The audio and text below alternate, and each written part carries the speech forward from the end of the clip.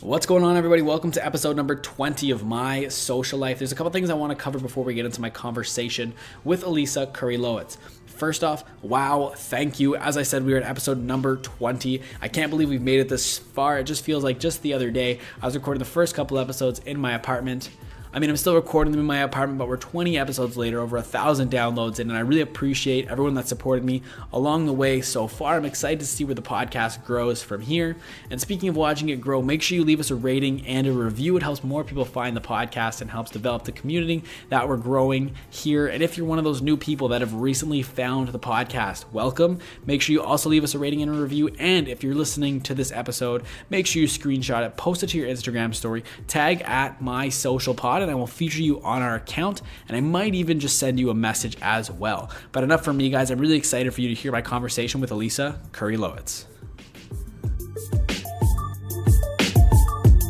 What's going on, everybody? Welcome back to My Social Life. This is the podcast where we teach you how to grow on social media by talking to people that have actually done it. Today, I'm joined by Elisa Kurylowicz. She's a former national team skier for Canada. She is a World Cup gold medalist, a multi-time national champion, and she was once ranked 5th in the World Grand Prix. She has now changed it up, though, and she is an influencer, and she focuses on health, wellness, and positivity. She's currently sitting at over 21,000 Instagram followers. Elisa, welcome to the show.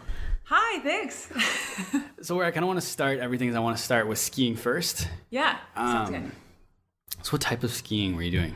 So I was on the Canadian freestyle mogul team. So freestyle skiing has a bunch of different sort of disciplines. The one I focused on was moguls. I started it, kind of late in the game. I was 14 when I joined a local ski club, and which I guess in amateur sport is kind of late, but I do have a gymnastics background, and so that helped me to excel, and I was quickly in the national program in actually under 5 years, so from start to national team, which was really cool. So were you skiing prior to joining a club? Oh yeah, family every weekend. We had a chalet at Tremblant. I was very fortunate for that. Like, my parents were big time skiers, and then me and my brother ripped around the mountain. So freestyle, we kind of did our own version of freestyle growing up, but then it was more structured and high performance. Yeah. So you're not from Ottawa then originally? No, I am. I'm born and raised here. Oh, yeah. Okay. Yeah. So I just figure there's whenever I think of people that got into skiing, when they're young, it's usually out in Alberta and stuff with the mountains and everything, but... Well, like I said, my parents really enjoyed it, so we had a chalet at Tremblant, so it was like a weekend thing every single weekend, every winter. Mm-hmm. So yeah, we became a massive ski family. Yeah. So what was the reason behind you becoming a full-time competitive skier?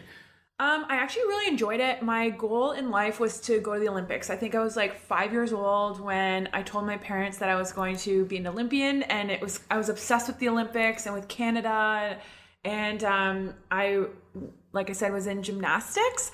So it's kind of a funny story. I got quite good. I'm a athletic build. I'm quite acrobatic by nature. So I was able to tumble and do a lot of the cool flips and stuff, but which got me into competitive gymnastics. However, I'm one of the least flexible human beings on the planet, and at the age of 9, my Olympic gymnastics dreams were crushed when my performance coach told me that I had 2 months to be able to do the splits where my pubic bone was touching the ground. And so I stretched every damn day, and yeah, like I said, it didn't go so well. So I actually got kicked out of the competitive program. I guess they target you, if you don't have a certain amount of skill at a certain age, then see you later. And so that was me. My dreams were crushed. And so with my skiing background, my parents actually got divorced when I was 13, and we sold our condo, or we got rid of our chalet up at Tremblant, and I was devastated. But our neighbors were in the freestyle program at Camp Fortune. So my mom, as a sort of, consolation prize, she put me into that program, and I immediately loved it. I loved the community. I loved the sport, the structure, the fun. It was a really great way for me to spend my weekends from that point on. And I got, with my gymnastics background, I excelled. I accelerated pretty quickly. Mm-hmm. So what was involved to make Team Canada? Well, I joined at a really pivotal time because Canada freestyle was growing at that time and there was not a lot of females in the sport. It is an intimidating, fast-paced, highly acrobatic sport. And so I don't know, I'm also very competitive, and that drive to make the Olympics was definitely sort of leading the charge. And you have to compete and you have to do well in competition. That's how you make the team. And I think things have changed a little bit now because they actually do a lot more talent identification and seeing what skills you have before you make the team, but it was strictly results. So I had to win a lot of events. So I started competing regionally, then provincially, Canada-wide, and then internationally.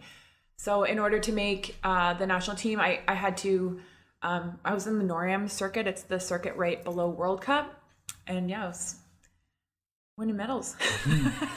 So I'm a little curious about the life of a high performance athlete is. Like, what is your schedule like? What's training like? Nutrition? The schedule was intense. Like, it is a year round.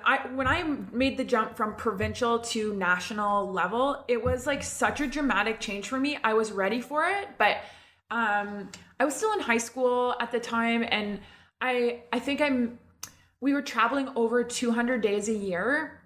So I missed like 50 to 80 days per semester, which is a lot of time away from school. So that was the hardest thing to balance. But you're training full time. It's a 40-hour work week and you're in a different place. You chase the snow. We don't have snow in Canada year round. Whistler's a great facility. We trained a lot there. The National Sports Center in Calgary. I actually moved to Calgary for 2 years and trained at the Olympic facilities there. And yeah, it's a full-time go, lots of travel, very expensive. It was about a $30,000 commitment.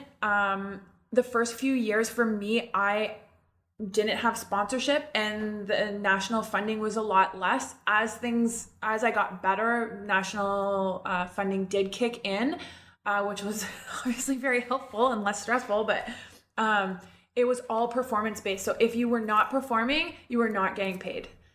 Wow. Because that's something I was going to ask, because like, what's the payment structure like? Because it's... Yeah. So carded athletes now, I'm not entirely sure because I haven't been carded for so long, but back in the day, I was at the $1,800 per month range.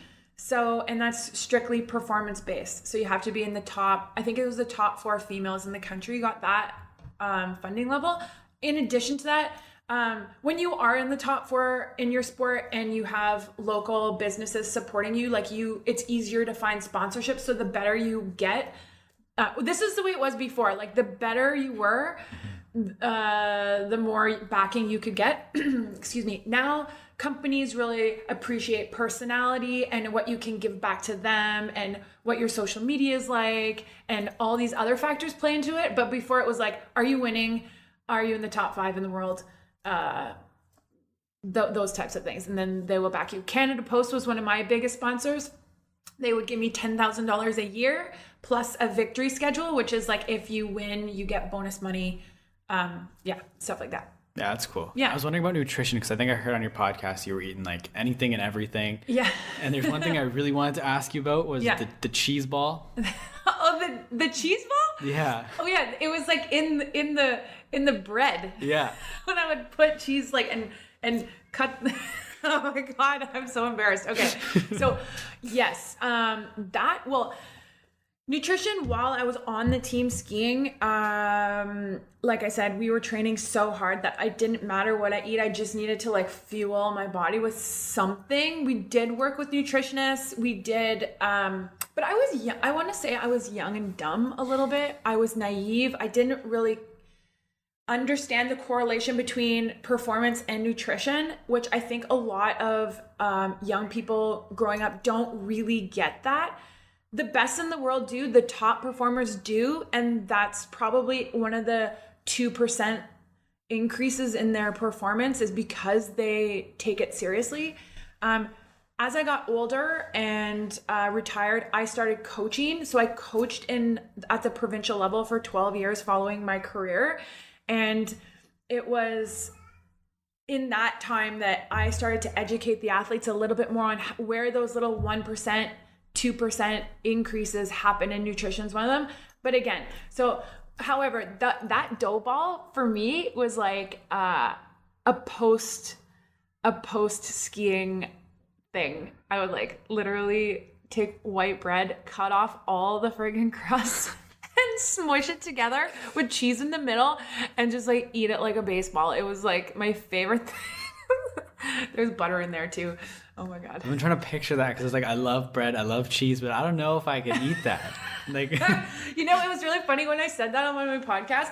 I actually had like several people say that they do the same thing. I was like, yes, I'm not the only crazy person. Because like when I was listening to that podcast and you said that, and I was like, I gotta remember to ask you that. I like wrote it down on my phone. Like I had to make sure I remembered. Ew.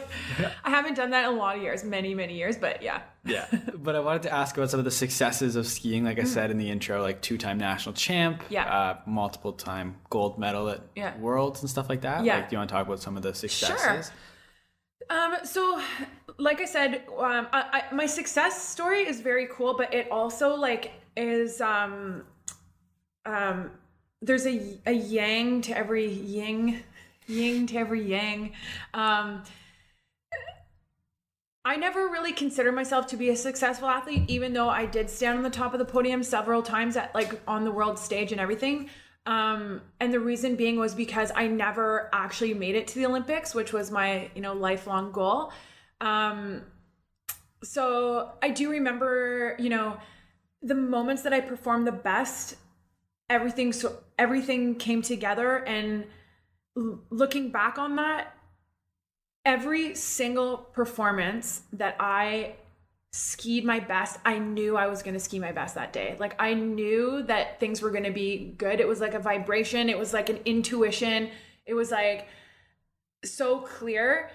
And like life today, we have good days and bad days. Even on some of the bad days where I didn't necessarily feel good in my body, there was still this like underlying tone that I knew that in competition I was going to kill it. And I always did. So that vibration kind of changed when I let the pressure of the Olympics sort of weigh me down. And as we started qualifying for it, so it was 2006 Torino Games I was going for. And there's an 18-month window to qualify. And going into the Olympic qualifications, I was ranked second in Canada next to Jennifer Heil, who actually won the Olympics in 2006. And I basically needed 4 results they were sending 4 women, and I was second going in. So I was like, I didn't have that much pressure. I mean, I was sitting pretty, and I was friggin' good. I was one of the best skiers in the world. However, there was only like 7 or 8 World Cups that could qualify you for the games at that point. And what happened was I started choking. I started to choke. In the gate, I would have this really bad feeling. I couldn't turn it around. I don't know. I just let my nerves literally take over, and the fear of missing the Olympics like took over my entire life in all areas, in all aspects. I stopped sleeping. I stopped treating my body well. I started partying a lot. I was drinking to escape the potential of me not going to the Olympics, but all the while I was just manifesting this like massive disappointment because it was literally all I could think of. Instead of, embracing the opportunity and just doing my best every day, which is my life goals now, I dug my own grave. So yeah, I ended up the last event of the year, or the last qualifying event, was actually in this really cool town. It's called Madonna. It's in Italy. And all I needed was a top 13, or excuse me, a top 12. Finals is 12, top 12, to make the Olympic Games. And I was standing in the gate. I was having a really good day. And I remember like just being at the top of the gate, 3, 2, 1, go. And when I pushed out, I just had that feeling like I was going to kill it. And I did. I crossed the finish line. I was like so excited about my run. And I was like, holy shit, I just qualified for the Olympics. Like, this is it. However, freestyle skiing is a judged sport. There was a lot of really good skiers that day. I actually skied the best run that I could have in the circumstances of the day, but I finished 13th. So I needed to get a 12 or better, and I was 13th. So I missed the qualifications by it was like 0.03 hundredths of a point. And it was like literally my world crashed and burned. And I went, so I didn't go. What followed that was like very dramatic. I went into a very deep depression. I quit competitive skiing. I hibernated in my house for about 3 months. I didn't talk to anybody. I just like lost my identity. Like if I wasn't going to be an Olympian, who was I? I was training a million hours a week and putting everything into it, and then it was gone and I didn't know what to do. So yeah, that sort of led me out of the game a little bit. I gained 85 pounds in a year. I was smoking cigarettes. I was drinking, partying, treating my body so unhealthy, eating the dough balls probably every day. I think I lived on ramen noodles and Smirnoff Ice. That was my diet. I remember I would drink 4 to 8 Smirnoff Ice a day. I was drinking sugar, crazy amounts of alcohol, and just I was punishing myself in the worst possible way. And then one day I kind of had this epiphany, light bulb, egg timer ting moment where I woke up and looked at myself in the mirror, and I'm going to swear right now, but I said, Elisa, what the fuck are you doing? I talk about this in my podcast. It was such a clear day, such a clear moment in my life. And from that point on, I answered the question with something I need to change. You gotta live now. You gotta wake up. So I did. And I turned everything around and I started really promoting, how I want to feel inside my body and how am I going to love myself. Yeah. So I started on that journey. Yeah. And then along the way there, at some point you began coaching as well, right? Yeah. So, after I retired from competing, I still really loved the sport. I never wanted to stand in the gate again or put myself through that pressure cycle again. However, I didn't really know what I wanted to do with my life. Like many people, I was 20, 25 years old. And so I was asked to coach. I was actually offered a job to coach with Ontario Freestyle right out of my retirement. And I accepted it. It was a very part-time position at that time, but we grew the program over 3 years to the point where I was recruited to the Alberta Freestyle team. So Alberta pulled me into their program. I became the head coach there, and I stayed there for 8 years and built their program. It was one of the most fulfilling, fabulous jobs. It brought me all over the world. I got to ski. I got to train with the athletes. I got to travel. And yeah, so coaching really helped me to learn my mistakes as an athlete. It let me see that there's more to the world than this tiny little vision that I thought, is my life. I lived inside this very small box, and the athletes, yes, I was teaching them and coaching them, and we had a very successful program. However, they were also teaching and coaching me in a lot of ways. So it was a really cool way to grow up and learn about myself through this process. Yeah, I was going to ask about the transition from athlete to coach and kind of... Oh, yeah. Well, I thought I knew everything. I was like, oh, yeah, I know exactly how to make you guys good. But I realized that people learn in different ways. People understand things differently. They're visual, how to move their body. People don't understand how to move their body the same as others. Some are naturally acrobatic, some are not. Some skills are learned, some are already ingrained in your DNA. So yeah, it was very interesting. Like I said, it was a huge eye opener. I loved the process of it. I loved / hated it.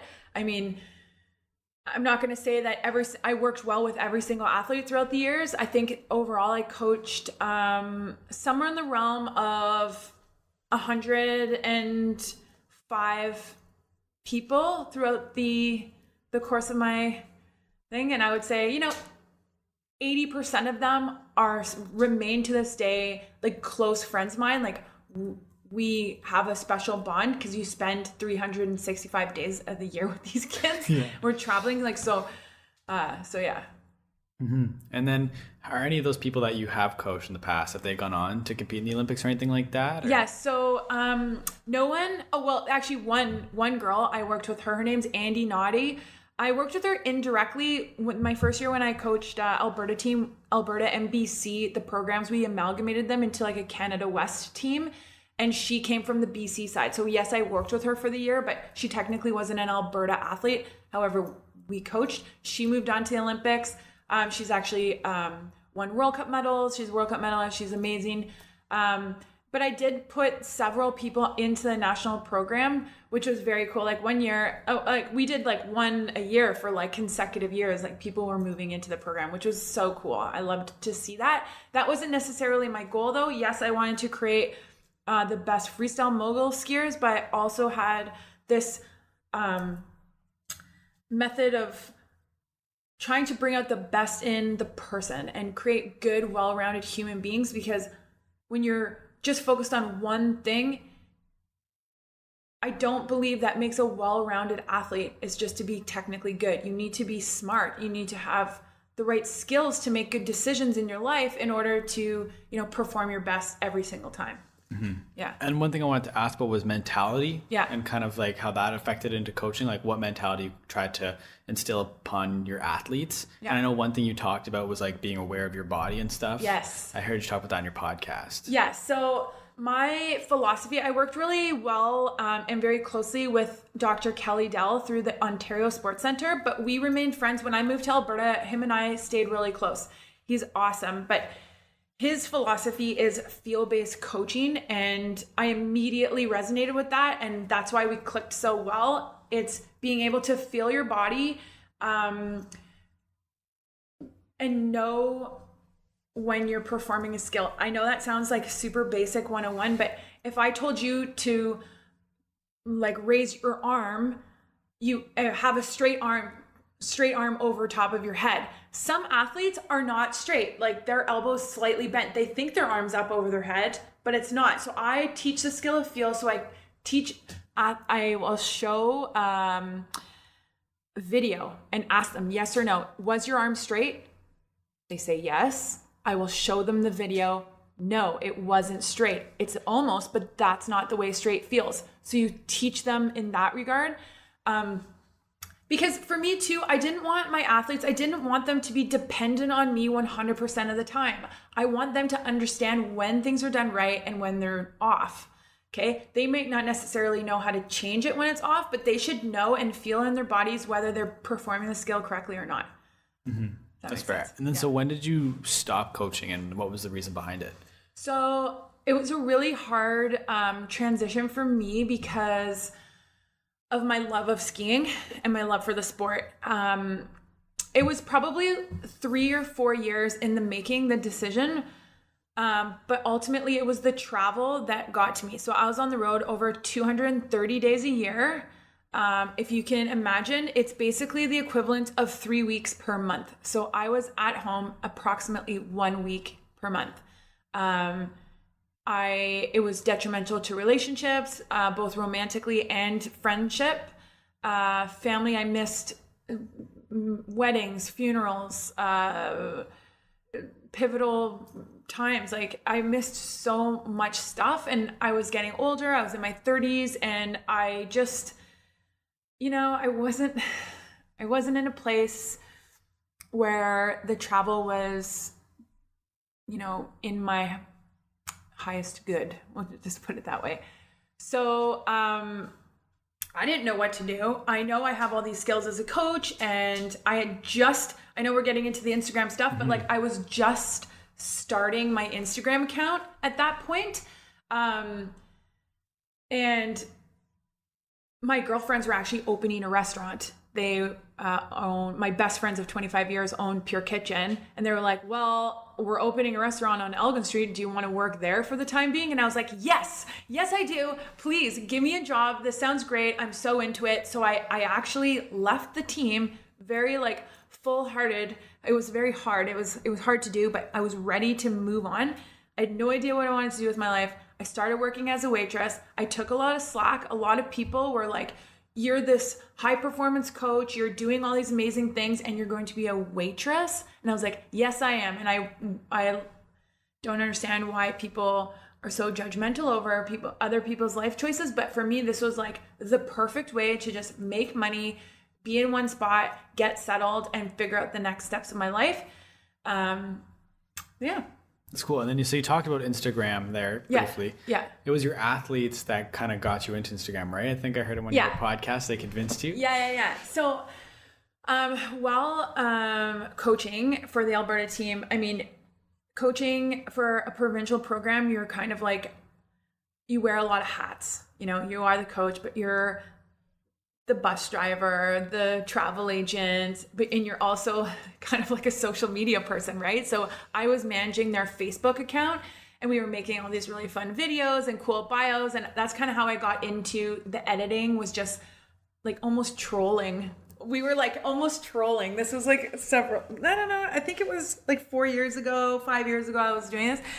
Anyways, so before Instagram for me, I was a private account. I had like 200 followers. I probably had like 10 posts, maybe. I never posted. I was way more on the Facebook side.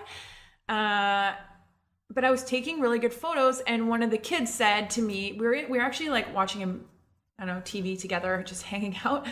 And one of the athletes said, you should try and be Instagram famous. You take really good photos. And I was like, what's that? Like, what is that? And so they were like, like make money on Instagram, just post stuff and make money. And I was like, what? You can make money on Instagram? I had no idea. So I made a bet with the team then and there that I could get a company to pay me $1. I just thought it was so ridiculous. Like, people do this. I mean, again, this is another good example of how closed I find my world sometimes. So I like really opened the box on social media. I dove right in. I started taking online courses, and some were really good. Some were a complete waste of money.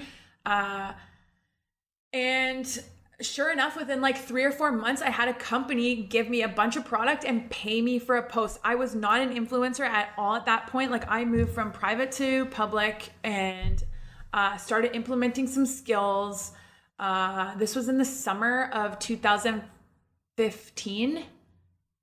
Yeah, because this summer will be, it was the summer of 2015 that I did that. And by January of 2016, so like, I don't know, 5-6 months later, I had like 2,000 followers. And I was like, oh, right, this is awesome. And then I kind of started using common sense and looking at what other people were doing a little bit closely, looking at what I like and what I don't like a little bit more closely, and why I would follow a specific account. And I started implementing my own strategies on how to build. And this was all just for fun. Like, at this point, I'm not doing it to make money. I was still coaching with the team. I had a full-time job, and I was just having fun. But that winter, like between January and May, I got to the 10K. So I skyrocketed. Okay. So I got my K in May of 2016. And ever since then, it's been like a slow build. Yeah. Mm-hmm. So what were some of those things that you did after taking those courses? Like, what were some of the strategies and stuff that you implemented? That's a really good question. I mean, the things I learned back then, things have changed so much. So social media changes so quickly that like, some of the, so I'll just kind of explain a little bit more too, because once my account, blew up a little bit, I guess you could say,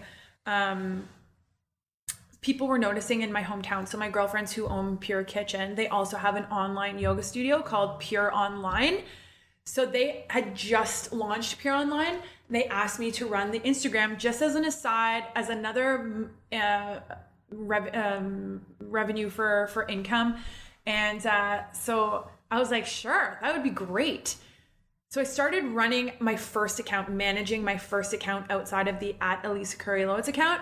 And it went really, really well too. So we built the following. I think right now it's at like 12.5K. But it's a really cool online account. Okay. So at that point, people were starting to notice that one as well and starting to talk, and small business people or people through connections that were asking me like, hey, can you help me out with this? And I was like, okay. So that was sort of the seed planted. Having that opportunity to do pure online planted the seed for me to start my own business, which is, I do call it Elisa Unfiltered, which is my podcast name as well. But Elisa Unfiltered is sort of my broad-based social media consulting business. So I work with small businesses in Ottawa to help them grow their platform and really ultimately convert to online sales or actual monetary quantification. I don't know how you'd say that. Like to get real dollars in your pocket. So that's how you and I sort of got connected. So I did a consult for the, I don't know if anyone's still working there. This was like a couple years ago at Lansdowne for OSEG. I did a consult with the social media team. And following that consult, I was asked to actually manage the Lansdowne Live Instagram account, which was just starting at the time. So I was like, great, now I'm managing 2 accounts plus mine, so 3. And then working through consulting, with all sorts of companies, from like InStride, which is like a running events company, all the way to another friend of mine who does nutrition, to yarn businesses, all kinds of businesses, restaurants, bars, and all across the city. I've been helping them. So what do you do? It's a really, really, really, really loaded question because everyone is so different. But I will say, like, I'll give you tips. I don't know, you can ask me follow-up questions here, but the most important thing to think about in social media right now is to get people to feel something. So a lot of mistakes, I believe one of the biggest mistakes that companies make, I'm not talking about personal people, more or less business, is they're trying to sell. They're trying to sell their product and get you to buy it. And they do that through salesy sales pitches constantly 24/7. And this may work for some of your clients or people that are looking for that product right now, but they're not long-term followers for you. They're not your ideal social media follower because they may buy a product once a year from you. Do you know what I mean? Like they're not your consistent, they're not going to be supporting and engaging with you on a consistent level. So my tip for that is you really want to bring the personal into your business. Like 80% of your posts should be personal and 20% salesy. So in order to get someone to do something, I'm sure you've heard this, it's like a coined phrase, I believe in America, I don't even know who started it, but it's like the know, like, and trust factor. So people need to know who you are, they need to like you, and they need to trust your message and connect with you on an emotional level. So to get someone to do something for you, they need to feel something, okay? No one's gonna do something unless they feel a certain way and they trust you, and they'll come back to your product over and over and over again because they have a connection with you. So for me on my personal brand, for Elisa Kurylowicz, no, at this point, I'm right now building my know, like, and trust factor. I'm sharing a lot of vulnerable moments in my life. I do it through my podcast as well, and then I blog on Instagram. I'm doing free Instagram challenges. I just finished a super successful 5-day awareness challenge. It was really cool. It started January the 1st. I was like so stoked. I got 305 people signed up for it. I thought that was like pretty good for my first ever challenge. I was awesome. Like, woo! And it was awesome. So people are starting to understand what my personal brand is about by me sharing a lot. I am not asking for any type of compensation either. This is like the trust. And eventually when I start to, I'm putting together an online course, eventually, you know, it's not gonna be like, hey guys, yeah, I have 20,000 followers, buy my course. Who cares? Who are you? Why would I buy it? I'm developing that right now. It's the same thing with any business. You want people to feel comfortable at home, well liked, like you, and you can do that in so many different ways, you know, through photos and captions, obviously, like I'm sure everybody talks about this in your podcast, but photos and captions are like such a really cool way. You don't need to have the best photos. You don't need to have, incredibly well-written, scripted captions. But it needs to be, all business owners need to think about their brand. And for me, branding is about the personal. There's the business side. Your business can be just a business, or it can be a brand. And to be a brand, you need to incorporate some of the behind the scenes stuff. So sometimes there's more than one person running your business, right? Sometimes it's like a staff or a community. So the behind the scenes stuff really adds like a nice layer to making those connections and getting quality followers. It's like establishing who your target market is and talking to them on a regular basis, not trying to sell them something. Mm-hmm. I think that's right. Like I've heard in the past, like people aren't dumb. Like if you give them content they're going to genuinely like without the sales message, they will figure out a way to buy from you if they like you as a company. That's exactly what I'm saying. And it's moving more and more into that. And again, like I said, it's like the biggest mistake people get. It's like, yes, I have this really cool product, or I have this, you could be a really cool service, right? It doesn't have to be like a store. It can be a service that you're providing, but you're constantly talking about that service. That's boring. People don't care actually until they care. So you have to make them care, And then in terms of making people care, you talked about a little bit is like with your account, you're very open and you share a lot. Where do you find that within yourself to be so open and share very personal stuff online? So I believe in authenticity. I believe that it's exhausting to try to be someone that you're not. And a lot of business, like personal accounts do that. They try and be something you're not. And yeah, I would start following those people on a glance if I liked their page and I thought they were funny, but eventually it gets boring and stale and you don't connect with that person anymore because you know they're full of shit. Okay? It's a lot of influencers do this when they're salesy. So they sell everything all the time. Buy this product. This is the greatest restaurant. Go on this trip. It's so great and everything's great and they're just doing it for the paycheck. I'm not one of those people. I don't believe in that. Yes, I understand people are trying to make money as influencers and that's part of the game, but there are some that do it authentically and some that are so over the top, again, trying to be something that they're not. And you can see that on a regular basis. If you are next time you're on Instagram, start to think about the people that you like and why you like them. That's like a huge tip for me. I talk about this with every single client. What are you attracted to? What makes you follow an account and stay following them? That's definitely something I've tried to do in the past, is be like cognizant of who I'm following and what I'm liking. But sometimes I just get so like brain dead when I'm scrolling on Instagram, like I'm not even there. You know what I mean? Of course. There's moments where you can be on and there's moments where you can be whatever. Like that's the thing. But when you're on and you have time, like bring awareness to how the world works and who your ideal client is. Like even as an individual, if you're a person who, is like me, for example, if you look at my account, there's outdoor photos, I have inspirational messaging, and if I posted a picture of like a baby and started storing kids and dogs and things that are completely off brand, the people following me are going to be like, what the heck is this? Like, and they'll potentially unfollow. In fact, I've said this story before.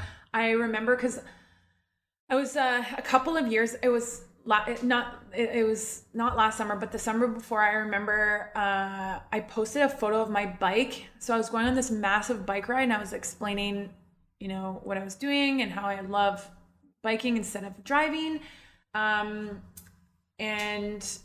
But my bike was inside. It was a great shot. The sun was coming through the window. My bike looked awesome and I thought it was on brand, but I posted it and I lost 100 followers within the first 3 hours of the post being up. And I was like, what the heck is going on? Like, it had very little engagement and I realized this is not the type of content that my ideal followers want to see. They want to see outside. They want to see me outside. They don't want to see my bike inside. So I actually immediately removed the post and like things went back to normal. But it was really a really interesting test for me. That's another thing I ask businesses to do is like, what posts are doing well, what are hitting your market, and what aren't. Sometimes people and businesses feel that they need to be saying a specific message, but you don't need to be saying anything. You can be just connecting. You can be telling jokes. You can be doing your top 5 favorite things about your store, or, you know, top best and worst services, whatever it is. Like you just need to be showing the more personal side. Do you know what I mean? Like you just need to be connecting with your ideal followers. And yeah. For me, one of the actual biggest tips I have for that is to create an avatar. So for me, I have, you know, a man or woman between 25 and 35 years old who is looking to make change, who doesn't know how to do it, who is, you know, my podcast, it's the tagline is there's more to life than the 9-to-5 daily grind. Like what are you on this earth for? What is your life goals? How do you want to feel? Those types of things.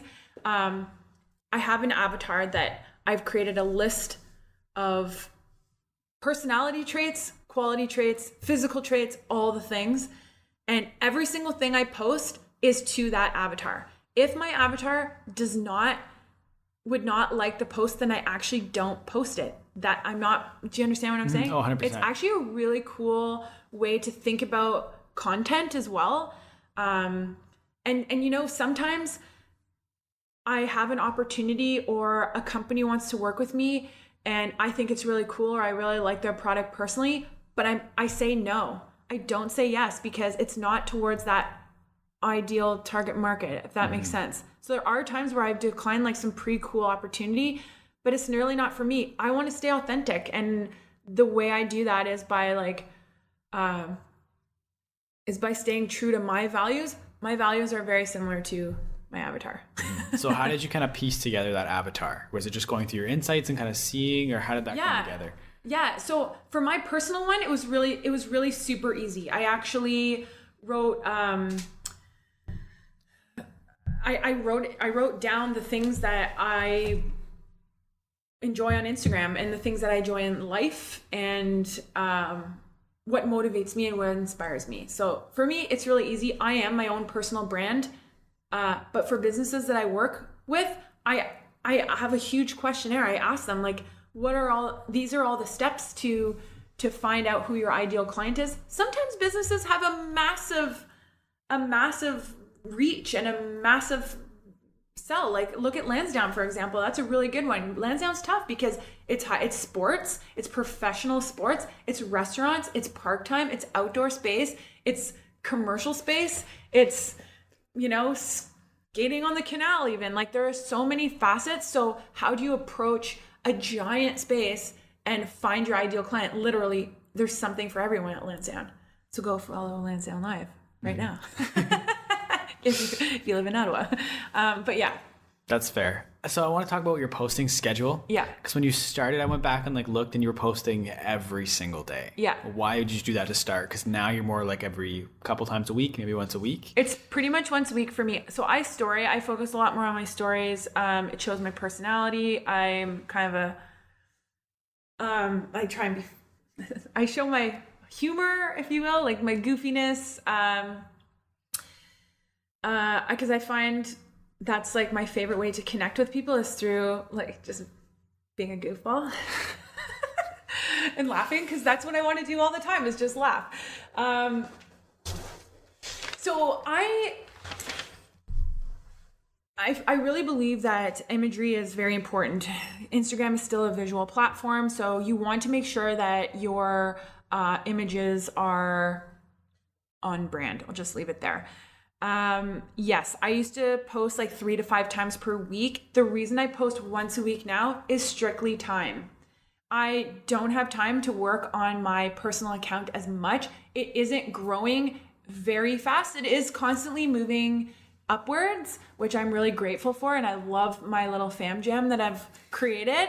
But for the businesses that I work for, I do suggest to post 3 to 5 times per week. Yeah. I also like to blog, and and share some of the experiences that I'm going through. And for me, I need to be in a really good space to be able to write things exactly the way I want to say them. So I really take my time.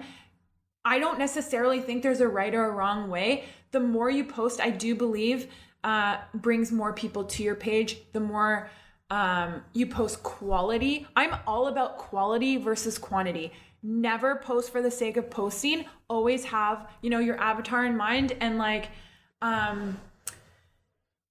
for me, for businesses and for myself a little bit differently, mostly for business, I like to suggest, this is like a huge tip that I talk about in my consulting, is to figure out 4 to 6 categories, let's just say 5, to pull content from. Because oftentimes people are like, what do I post? I need to post something. What do I post? That's like the biggest question I get. It's like, yo, well, what are you trying to say? So for businesses like Lansdowne Live, for example, I do sports. That's one category. Restaurants, outdoor space. I already named them all.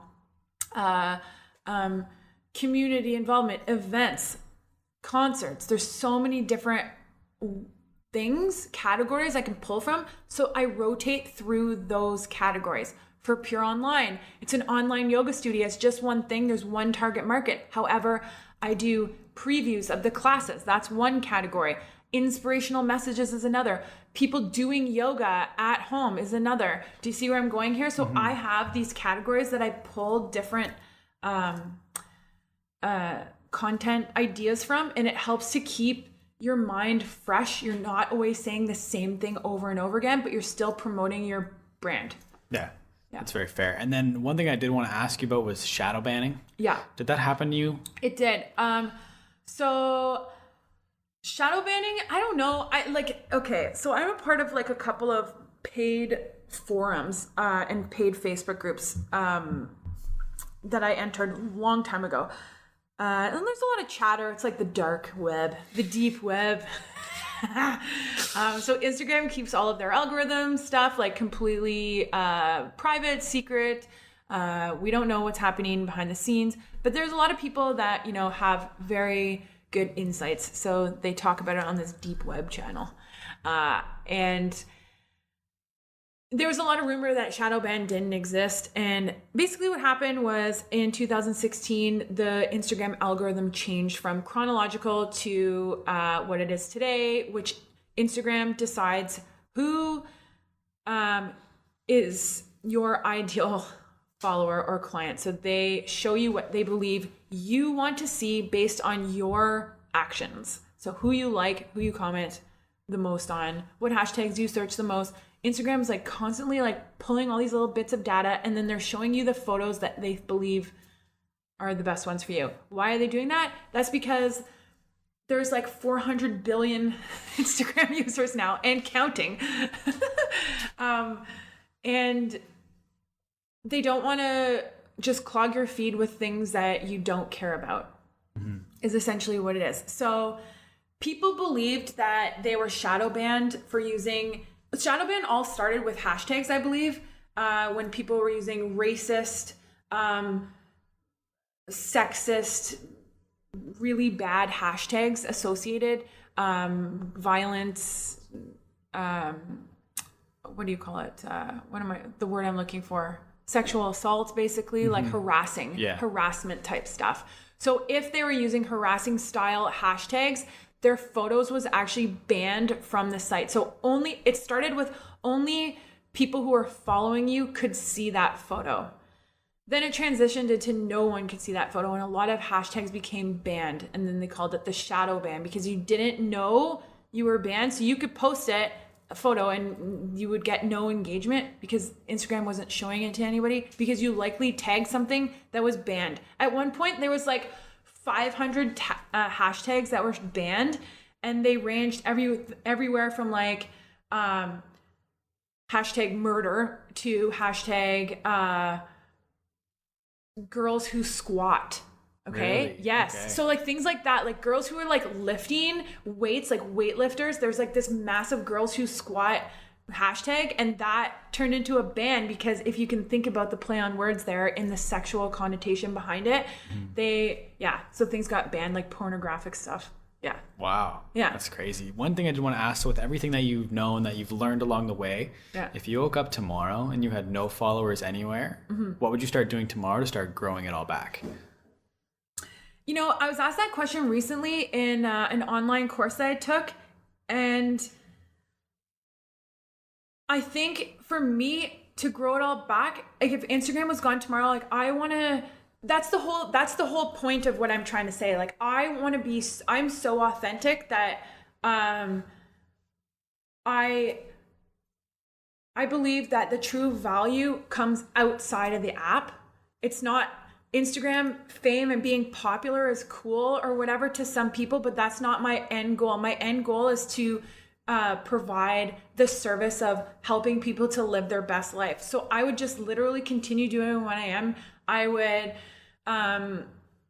just like the normal things that people do is I engage with everyone. If you DM me, I will message you back. I answer every single comment.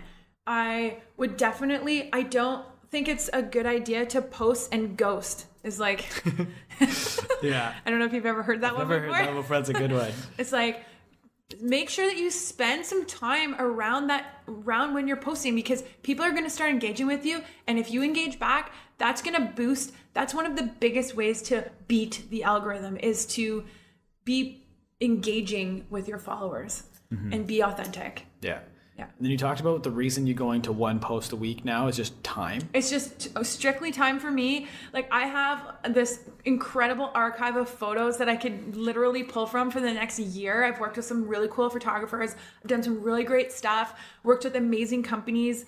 However, and so I'm not exactly drawing a large audience onto my page. So, not a lot of people are coming to my Instagram bio, which ultimately I want them to listen to my podcast. So I want them to click the link in my bio. So I'm giving them those call to actions when I can.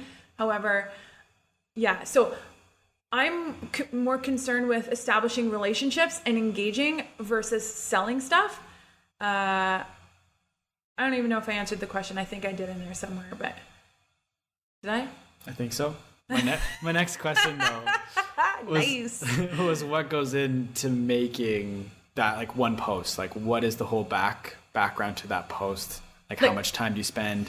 Oh yeah. Okay. So sometimes I spend a really long time. Sometimes I get in writing moods and I don't know if you've ever heard of doing bulk work where you sit down and you kind of plan out your, instead of taking, 10 to 20 minutes a day to figure out your post, like actually create a bunch of posts that you can pull from. I suggest this to business all the time because working in bulk when you're in a creative mood or in the mood to do it, you can get a lot more done than that. I have to make a post today. What am I going to say? It's like the worst thing I think everyone has experienced. Sometimes, it takes you 5 minutes to read something that's taken me 3 hours to produce because I really want to make sure that every word is said in the way I want it to be portrayed. And because I take those extra time, that's why I only post once per week for me in my brand. When it comes to my business, the business accounts that I run, it's a lot different. I have a different avatar, a different set of values, or those companies have different values and goals. So I have to make sure that I'm speaking to that avatar and speaking on their behalf, representing them. So sometimes it takes me literally 2 seconds because I'll get a picture and I'll be like, oh my God, this is amazing. I'm going to do, top 5. I like the numbers. Oh, captions that have a number in them are more likely to be read. You're going to get more double taps than captions without. Same with questions. So I don't know if you've heard this before, but like if you add a number in the first line of your caption, like top 5, I've been using this, top 5 reasons to do yoga at home. People are like, oh, what are the top 5? Or like my top 3 fun facts. You know what I mean? Like things like that. People read, and yeah, it's really interesting. In addition to that, sometimes with caption writing, like for me, again, I blog, but I always include some sort of call to action. So I'm always asking people to do something, even if it's in the smallest, most like subliminal messaging style of way. Like even today on Lansdowne, I was like, double tap if you're into skate season. Okay. So yes, I'm asking them to do something, but it's like in a fun way. I'm not like forcing them to buy something from me. It's like a small ask. And you can do your asks anywhere from like I said, double tapping all the way. A big ask is click the link in my bio or sign up for this free course. Okay. You're asking your followers to do a lot there. Even enter this contest and tag 3 friends. That's a lot of people to tag. People don't want to think about the friends. They want, you know, to spend as least time as possible, make it this most simple action. Simple actions they go the longest way. Mm-hmm. Yeah. And I want to talk about monetizing your account, because you said it was only a couple of months after you really started doing Instagram with that like influencer mindset that you got a brand deal. Do you remember what that first brand deal was? Yeah, it was with a t-shirt company. I can't even remember what their names were. It was a skull. It was Skull something. Oh my God. It was so long ago. Yeah, they were kind of like a adventure mountain company, and they had a bunch of apparel. So they were like, can you, we're going to give you a check for $50 and you can wear this t-shirt in one of your posts. So I did, and they loved it. And we actually, we're still following each other. It's still like a brand that I think is pretty cool. However, that one experience, I was getting requests like crazy at one point. Influencer marketing really kicked off, and there was not a lot of people doing what I do in Canada or in my area. There was a lot of people in America. In fact, most of my following is American because they relate to the lifestyle that I lead in some weird way. Like, I don't know, maybe it's like a dream way, but there's also more people that live in America. So maybe that's just why. But yeah, I was getting approached by like adult diaper companies, tons of fashion skin companies. Like even now, like every single day, a company will ask me to represent their brand, and I say no, because I am not someone that talks about beauty products. I wear the most minimal amount of makeup. I'm not like a super extra fashionista person on Instagram. I'm not going to sell your boots. Do you know what I mean? Yeah. If you have something that's outdoor adventure like, maybe I'll consider it, but yeah. So kind of with all that in mind, double-edged question here. Okay. One, like what kind of company does it have to be for you to represent them? Yeah. And then how often should you be doing a post, like a sponsored post within your feed? Like when is too much? So, like I said, 20% of your time should be salesy at the most. So for me, I work with 3 companies right now. And like, do you know what companies I work for? Would you like, based on your following of me, do you know which ones? Like as in consulting? Or... No. As in representing on Instagram, like that sponsor me. Do you know who my brands are? Pure Yoga count? Pure Yoga does not count. Does not count? Then no. I don't think I do. Yeah, exactly. Mm-hmm. So like I said, I don't want to be a salesy account. It's not authentic to me. I feel like I'm really sick and tired of being told what to do. And I believe a lot of people are in the same boat as me. We don't want to be told what to do. We want to be able to feel something and make our own decisions based on those feelings. So I work with Columbia. That's my biggest sponsor. So they're an outerwear company. They give me a ton of product. And this is my first year really like with a big contract with them. In the past, I've worked with them for 3 years. This is like the biggest contract I've ever got. I also work with Lakeshore Paddleboards, Lakeshore SUP. They gave me a $3,000 board and tons of product, and they're super supportive because I love stand-up paddleboarding in the summer. Columbia's kind of like my winter, and stand-up paddleboard is kind of my summer. And then I work with Skechers.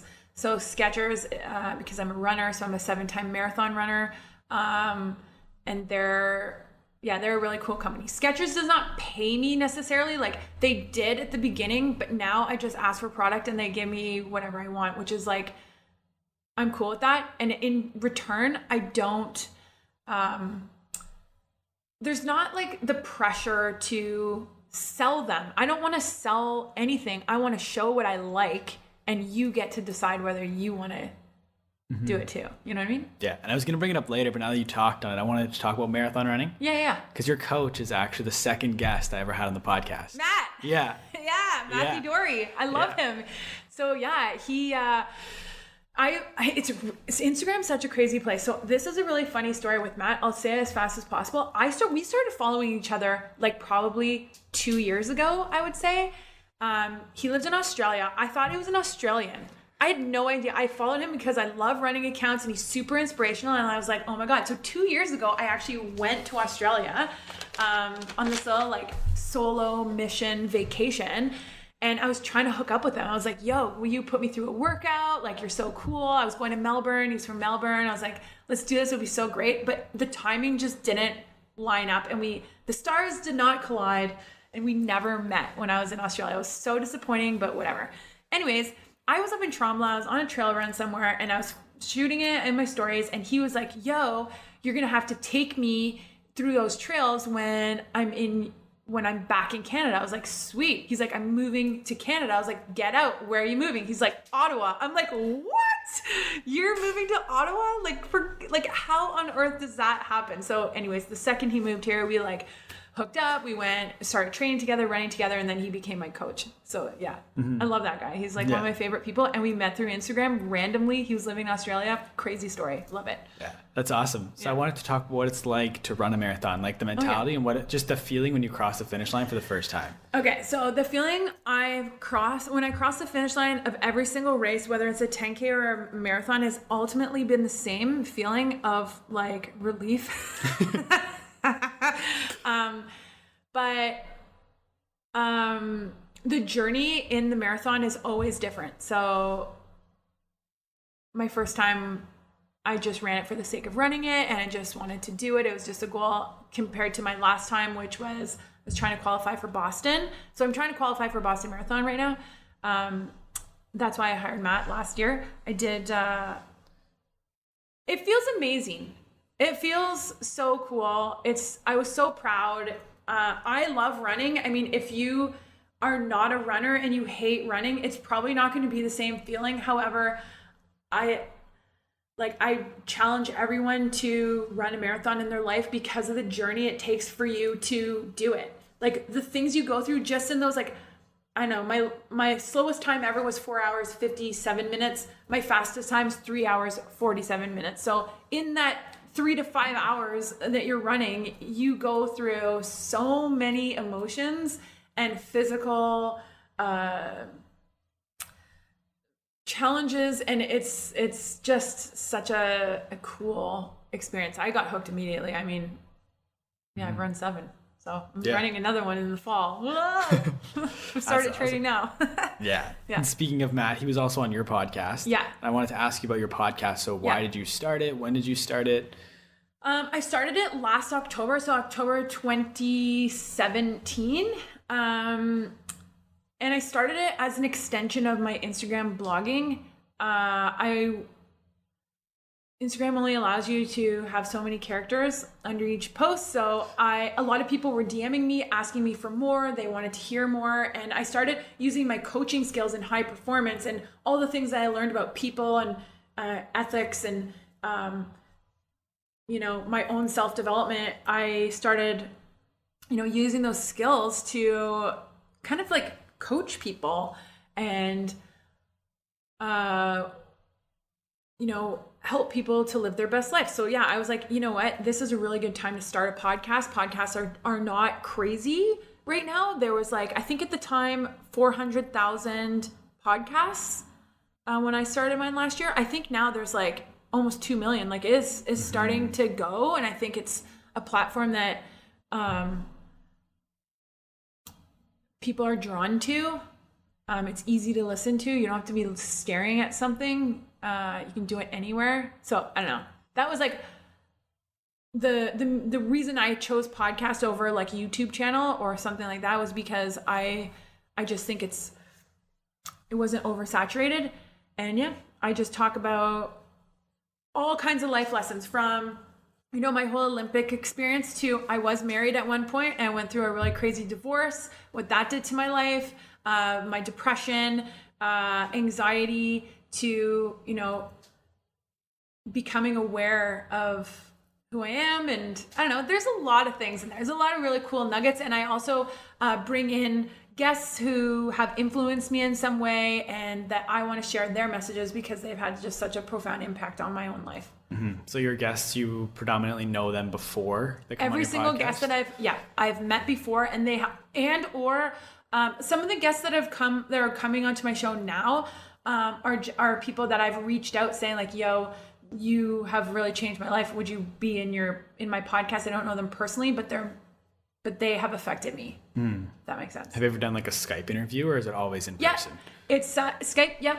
I would say it's about 50-50 when it comes to guests. Okay.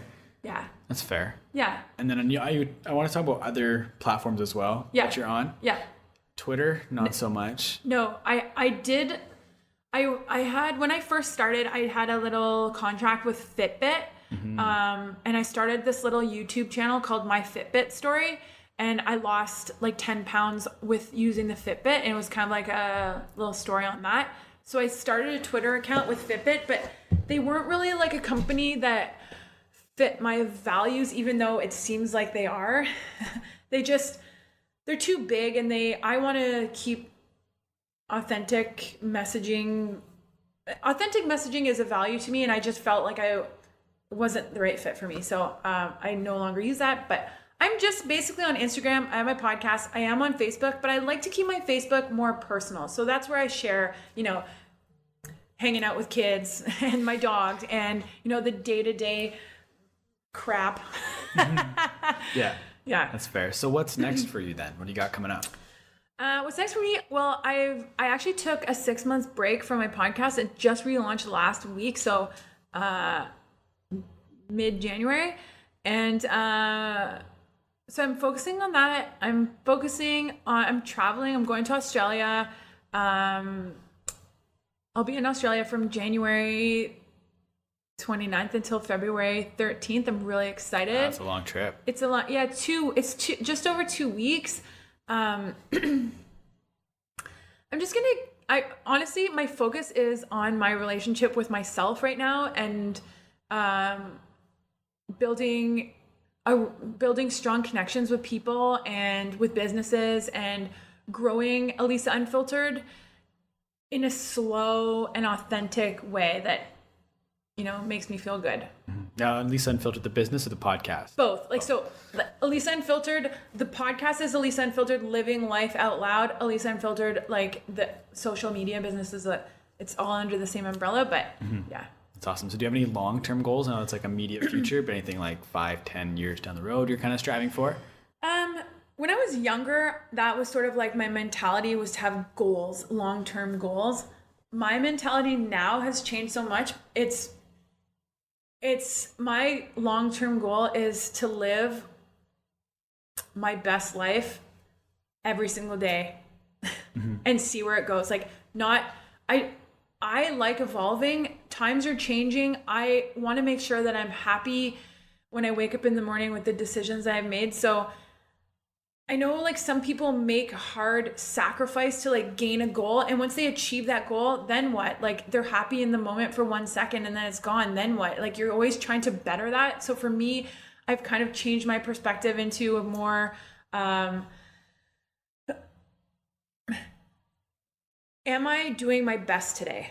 Is this my best day? Sometimes my best is like a 5 out of 10. Sometimes it's a 10 out of 10. But if I'm doing my best in that day, that's my goal. Is just to live. That's fair. And so with all the content you produce, everything you put out, what do you hope people take away from your content? Well, I hope that everything that I put out is speaking to my target market, is speaking to my ideal client. I'm hoping that, like for my personal account, I'm hoping that they start to become aware of why they believe what they believe, why they think the way that they think, and start to make decisions and take responsibility for those decisions. That's what I think the world will be a better place with a lot more love and compassion for yourself. We always think that that's being selfish. There's like this underlying tone that, I'm going to say no to you because I don't want to do that. Or people get influenced to do things that they don't want to do when they know that it's not in their highest good or in their best interest to do it, but they do it anyways. I hope that people can, start to see the world a little bit differently. That's my goal. That's awesome. So before we wrap up, I just want to do a little Q&A. Okay. Just random questions that don't fit in the regular interview. Okay. I used to call it rapid fire, but when I say rapid fire, people think rapid questions, rapid answers. Okay. But you don't have to be short and concise if you don't want to. Like, you can elaborate. Gotcha. First question is, what's a show you're binging on Netflix right now? Oh, I just finished The Last Kingdom. It's so good. But I really like the show Sense8. Sense8's probably my favorite show. It's like this weird, it's so cool. I love mind twist, suspense things that I like Sixth Sense stuff. Yeah. Yeah. I remember when that show came out on Netflix. I never got around to watching it, but I watched the trailer probably like 4 times. It's so cool. So cool. I thought it's such a cool show. I really like that. Yeah. Like outside, like there's more than the 5 senses that we have in our physical body in our little box. Mm-hmm. Yeah. What's your favorite app that's not Facebook, Instagram, or Twitter?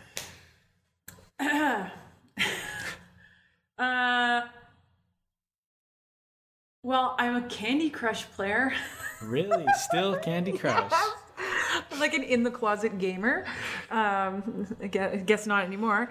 I don't know. That's a really hard one. I probably some sort of game. Oh, I've been really into, because it's wintertime, I've been really into this app called What the Forecast. And it's like, just to check I check it every day what the weather is. And it's like super, it like gives profanities, and like I'm actually going to open it right now and read you because it's so funny. The forecast today in Ottawa is... It swears. Can I swear? Yeah, of course. It says, Mother Nature is acting like a total douche monkey today. It's fucking disgusting outside. -16. Okay. That's awesome. So it's the most ridiculous app ever, but it makes me laugh in the morning. So probably that one. Yeah, that's great. Who are some creators that you follow that you think other people should check out? Okay. I'm going to open my app because... Yeah, everyone has to. They have to check.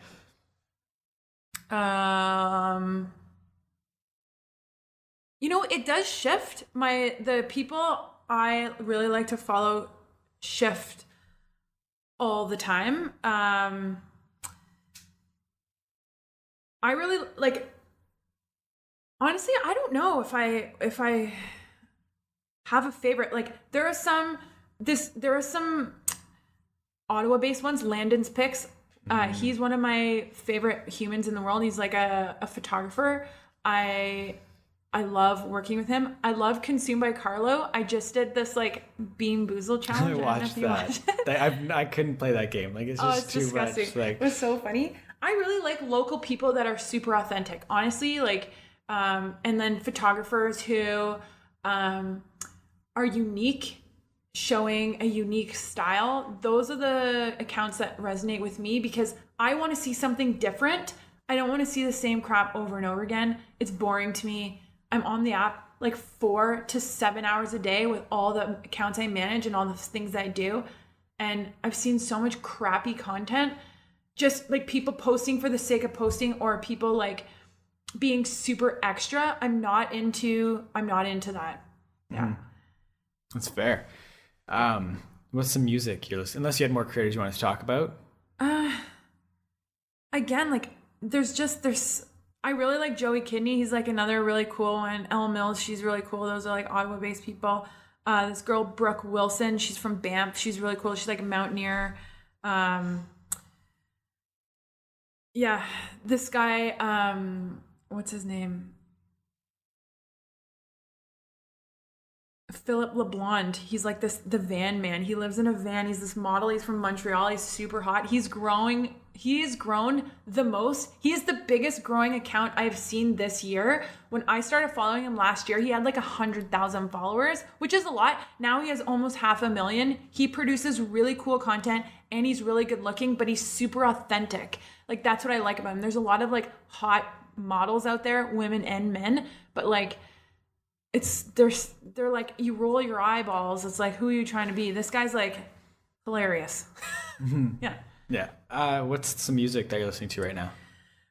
So it's really funny. I'm kind of into, okay, so there's this, I can't believe I'm going to talk about this guy. There's a guy on Instagram. His name's Chris. His handle is at @PLEV_Plev. I don't know. He's Australian and he's been sending me music. Because he plays really cool music on his Instagram all the time.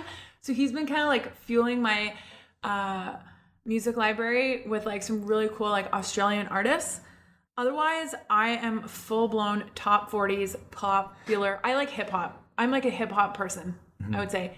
Like, I shouldn't say top 40s. I'm all the way back to like 90s hip hop to now, like all of it. Yeah. It's like my jam. That's awesome. Yeah. Any books that you'd recommend? Yeah, so books, for me, the Outlander series, so friggin' good if you want fiction. But I'm kind of like into, my Bible is The Four Agreements. It's by Don Miguel Ruiz. He has written several books. It's a very short read. It's like 200 pages. It's super easy, but that's like my Bible. I've read it like 25 times. And like, just like real books that have action, that help you to create action in your life. I don't like the quotes that are like, you know, Gandhi quotes that people attach to like their Instagram pictures. It's like, I want to understand how, I want books and I want to read things that like inspire me to make change instead of just being like, oh yeah, I should live my life to the fullest. You know, it's like, well, how the hell do you do that? Yeah. Yeah. Is there any podcasts that you would recommend? Okay. Well, Oprah Masterclass is like is it Oprah Masterclass? The Oprah podcast. It's like freaking amazing. Love that one. Super Soul Conversations. I also really like this podcast. It's called From the Heart. It's with Yoga Girl. She actually was my inspiration because she runs an open forum, an open dialogue podcast similar to what we're doing right now, where there's no real structure. It's just like a conversation. Mm-hmm. And I follow her on Instagram, and when she started podcasting, I was listening, I was like, wow, if she can do it, I can do it. You know, it's like one of those scenarios. I really like the Gold Digger podcast. Oh, I've heard of that one. Yeah. The podcast that really got everything started for me was Serial. Oh, it's so good. Oh, I know. So good. And S-Town. Have you listened to S-Town? So good. That one just takes a twist you're not expecting in that one. It's just... Yeah.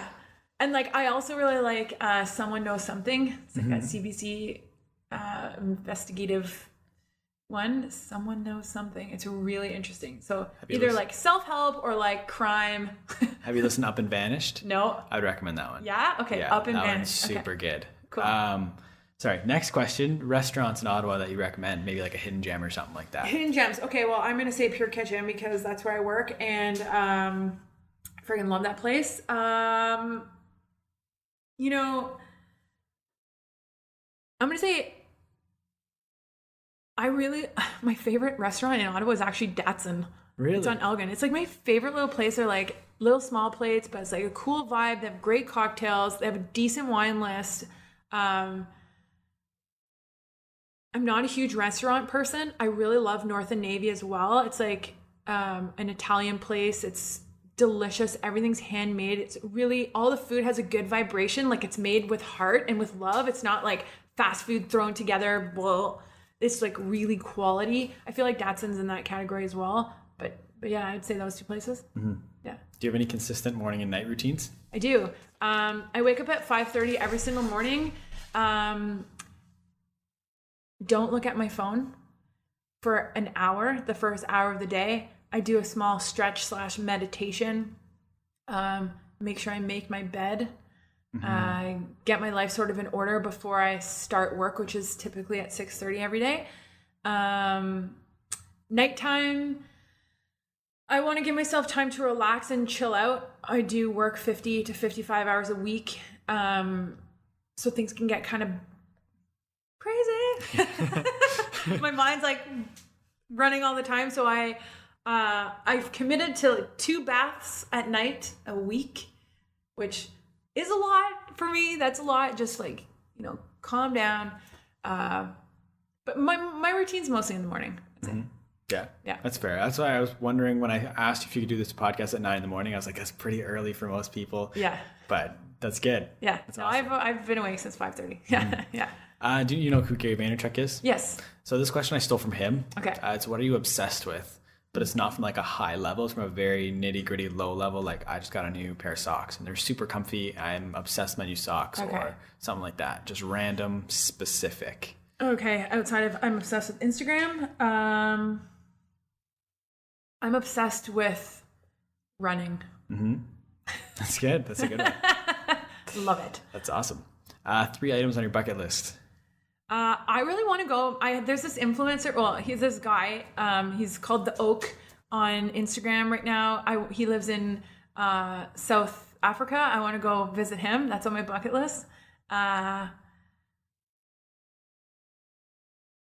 don't know. Like traveling's definitely like on there, but I travel somewhere every year, so I wouldn't necessarily call travel my bucket list. It's something I've made it a reality in my life.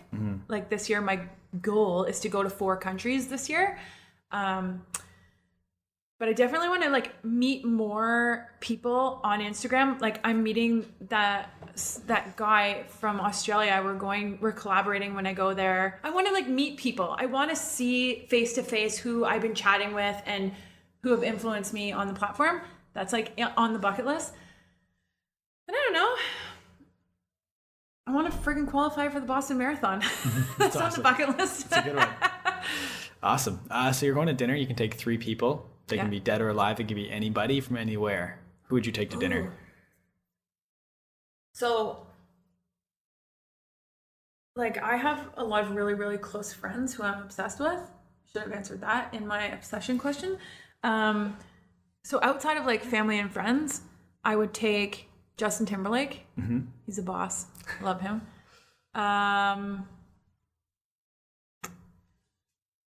Oprah. Okay. She's a boss too. I'd be so scared if I was sitting next to her though. Oh my God. This is hard. This is These are the questions where everybody always says these questions are hard when we get to this part. Yeah, because it's like, it's so final. Like the answers are so final. I don't know. It changes all the time for me, like who I'm obsessed with.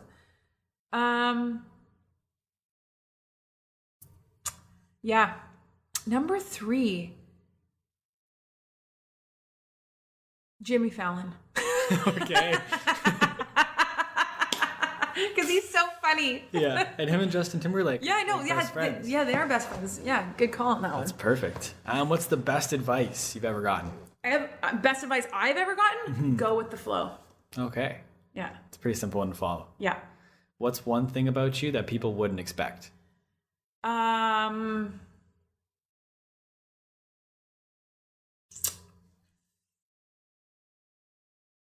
Well, I'm actually like a real person, and I actually like, is this, do you mean something that they don't know about me or that they don't expect about me? Because like I don't think people expect me to like return the DM on Instagram, but I do. That's what I mean by that. Like I'm like a real person and I want to engage. But something that people don't know about me is that I do not do well in large groups. I have social anxiety, and when there's a lot of people in the room or like in the mall or like at concerts or the games, like I'm going to do the 67s game, I'm I get anxiety about that. I do not like lots of people. That's fair. Yeah. What's one thing that's so important that everyone should know?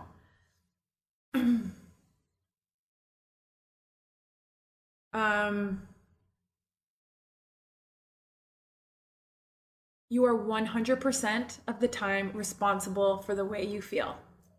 That's a good one. Yeah. I like that. Last question. I kind of flipped the script. What's one question you want to know the answer to? Could be about anything.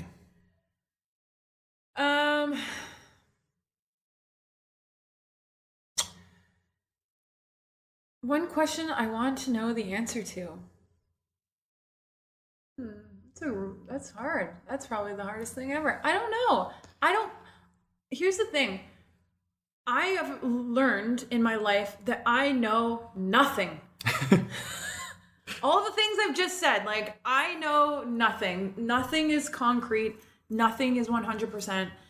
And I think I know, but I make so many assumptions about all the things in my life that realistically, like, holy cow, I know nothing. So, I